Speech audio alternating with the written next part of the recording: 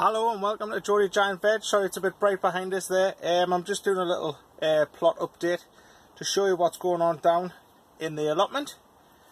As you're probably aware, we've had tons of rain over the past week or so, 2 weeks. It really chucked it down, well, in fits and spurts, and I've struggled to get down. But what happens when you get a lot of rain, all of a sudden massive weeds appear, massive weeds appear. So I'll show you what's going on. Sorry everything's a bit up in the air, I need to sort a lot of things out, but in this area here behind the Polytunnel I've managed to get it all rotivated and fertilised, and in this here I've got about 60 Gladiola bulbs in, and they should all be poking their heads through soon. They need another watering, but yeah, they should be ready to come through soon. As you can see, these currants, I'm sure the red currants, sorry, they're growing really well, absolutely fantastic. They're taking over, believe it or not, if you can see this big bed outside of the polytunnel. I'll just show you what's going on in the polytunnel. I've top dressed for to try and keep some of the moisture in the soil. I've top dressed with a cocoa and cork solution, which is supposed to be really good.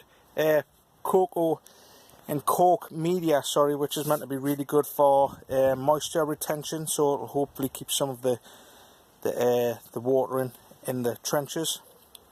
The giant onions are cracking on, as you can see.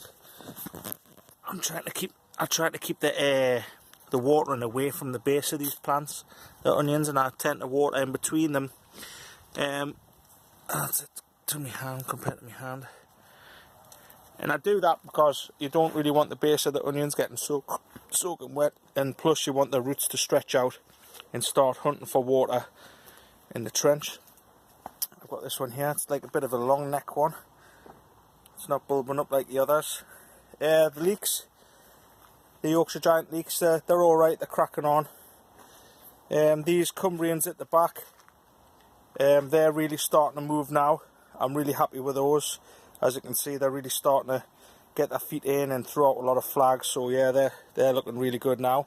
I've got my little Mills Pays the Bills banner. The carrots, they're doing really well as well. I didn't put as many in this one as I did this one, so I'm going to have to thin some of these ones out soon because I can't have them growing on top of each other. And these leeks are starting to move now, but what's worrying me is that there's big gaps between the flags. Normally they should all be quite short, but there's big steps between the flags at the bottom, which leads me to believe that they're probably going to go to seed, these leeks, which I've had a feeling they would. They were late and they were left dry quite a lot by the person who had them before me. So I'll be very surprised if I can get any leeks out of these. Speaking of going to seed, one of these Yorkshire Giants has threw up a seed head, and I had a feeling this was going to happen. These were the neglected leeks that I've just chucked in last minute, so I wouldn't be surprised if they all go to seed, the ones I've put in down the side. But it's not a big issue, that was just for to fill in a bit of space, to be honest. The giant kohlrabi at the back here, it's hard to get in and see it, but it's really cracking on now. I need to sort out a support for it to help stabilise it, because it's becoming a really big plant. It's doubled in size over the last couple of weeks. And my other giant onions, these are, I mean, they're knocking on 16 inches around now. Nice tight grouping. I just sprayed them yesterday for thrip because they're getting a bit thrip damage. But yeah, they're nice looking onions, giant onions. I've also got a big Yorkshire Giant behind there, don't know if you can see it, that I'm going to be using as an intermediate leek if it doesn't go to seed, and that's cracking on. It's really growing well in that air pot. So yeah, I'm happy with everything what's going on in here. Everything seems to be going well at the minute, fingers crossed, but things can and will go wrong. I had a load of old cocoa from pots, so I've been digging this over here, this trench, and I'm going to put a few cabbages in there. strawberries. The 35 strawberry plants are all throwing out flowers now, and a lot of them have got little strawberries on, so I'll expect some strawberries soon. There's a lot going on. Same with the little hanging baskets. The strawberries on them. Oh, I can just see there. They're throwing out strawberries. I've got all the glads are coming through underneath in the little stretch, like I said, all the way along. So I'm happy with that as well. I didn't think those bulbs would germinate, if I'm being honest. The marrows, I've managed to get some giant marrows out. A small, a medium, and a large, and I've started to bury the vine and cane the vines down. Sorry about the wind if you're struggling to hear us. I've started to bury it and hold it down with bits of cane so the wind doesn't destroy it. But you're going to get a couple of leaves here and there, watch the knack. My idea with this is I'm going to put a timer on, fill it full of a nutrient solution and a dripper hose, and when I can get all the cables put in place when the plants get a bit bigger, I'm going to situate drippers out from this. This will turn on and feed the plants every day for us, so I don't have to come every day, one, and two, it'll give it extra nutrients and stuff it needs. I've got this big patch here which is completely overgrown. Like I say, the rain didn't take long for to make everything overgrow. I'll be rotivating this, getting it all cleared, rotivating it, and I'm going to be putting a load of dahlias in there for this year's flowers. Nothing special, but I'm going to be trying a few dahlias again this year. I don't think they'll be going to show, but we'll see. I need to get on my knees again and get all this weeded. This is all the show onions. They're starting to put on a bit weight now, starting to bulb a bit, but you can't see them between the weeds, so I need to get all that weeded again. Got loads to do. I'm really behind down here. My Yorkshire Giant leeks, they're not looking too bad. Looking a bit raggy in places. I've put these blue pipes in because I've been putting the dripper hose on, and I think a couple of them have been struggling to be getting any water, so I've put these blue pipes on, so twice a week I'm filling these blue pipes up to get about 1 litre each, and they're really starting to change colour now and starting to move on. They're about 8 inches, 9 inches around each. I had to pull one out there. It was a Jeff Mosscrop one which was rotten, Fusarium or whatever it was in it, so I've lost every single one of his from Jeff Mosscrop now, so they're all the rest of these are Paul Rochester Yorkshire Giants. Sunflowers, they're just growing away nicely, not hurting anyone. I'm probably going to have to secure them up shortly.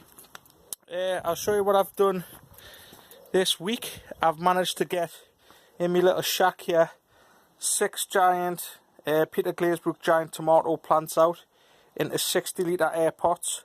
Well, these are actually potato towers, and the difference between these and a normal air pot is, as you can see, the holes get cut out so far down. On a normal air pot, the holes start getting cut out on like the 3rd nodule down. On these, it's about 10 or 12, so it allows, in my opinion, a lot more moisture to get down into the roots before the roots start getting pruned by the holes down further down. So that's my idea of using these potato towers instead of air pots. I've got 2 David Thomas giant cucumbers, in these bits, in these pots here, 2 there, and I've got 2 Peter Glazebrook cucumbers, giant cucumbers, in these pots, and I've got 2 more pots here which I will be planting out another 2. I've got 2 smaller cucumbers in the greenhouse. I'll show you now. I've got 2 smaller ones here that I'm going to be planting into those. The loofahs, as you can see, the loofahs have grown up and they've grown along they're starting to attach themselves to the cord going along. And this crystal apple cucumber, if you can see this, the vine at the bottom, it's nothing to write home about a pencil thickness, but all of a sudden it gets up to here where I've tied it and secured it on. I know it's hard to see. and this vine has just went crazy, all the way to the fact that, look how fat it is here, about the thickness of my finger, really thin still. And I don't know if this is how these are supposed to grow. It's grown absolutely crazy. Nice healthy plant. That's in a fabric pot. Basically it does the same job as an air pot, I'm led to believe. With chili plants, I've got a couple of chili plants in here which are absolutely thriving. Jalapenos and a couple others. I'll have to have a look. Diablos, I think they are, something like that. I'm starting to get tomatoes on my tomato plants. If you couldn't guess what type this is, it's a plum tomato. But I'm running out of room in places. They're all starting to lean over.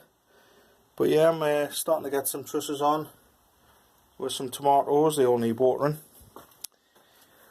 This is a cherry tomato, golden. What type is it? Cherry Sun Gold. Just a cheapy chatty one from B&Q. But my auntie likes them, so I bought her one so I can grow some tomatoes. I've got a few giant cabbages from Dean, from Dean's plot. He's a good lad. His videos are worth a view.